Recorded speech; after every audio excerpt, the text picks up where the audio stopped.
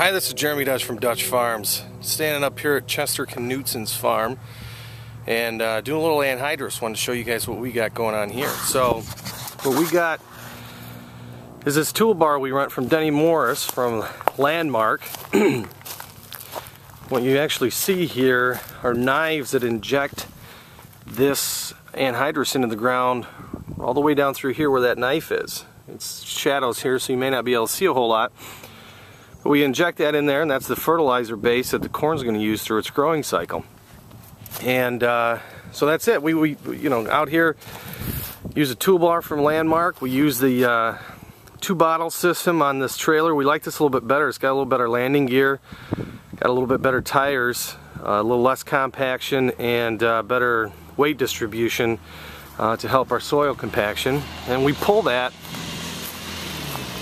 We actually pull that with this 9220, and today we are actually setting this 9220 up with a auto track demo to see how much we save when we do auto track as far as expense for the anhydrous and fuel cost. So this is kind of what it looks like after we've knifed it in. And I've talked briefly just a little bit about our vertical tilling philosophy, and although anhydrous isn't technically, knifing in it isn't technically vertical tilling, however, the reason why we like to do this in the fall is because we feel that we can get better soil unity here. And I'll show you, you see a clump like this, and this actually isn't quite uniform compared to everything else. However, Mother Nature's freezing and thawing will be beneficial to a clump like this. It'll be a little bit more mellow in the springtime and more manageable with our soil finishing tool. Clumps like this give you what they call horizontal barriers to vertical tilling philosophies, along with potential sidewall compaction and less soil to seed contact, which is kind of why we do this in the spring, in the fall here. So again, anhydrous, Chester Knutson's farm.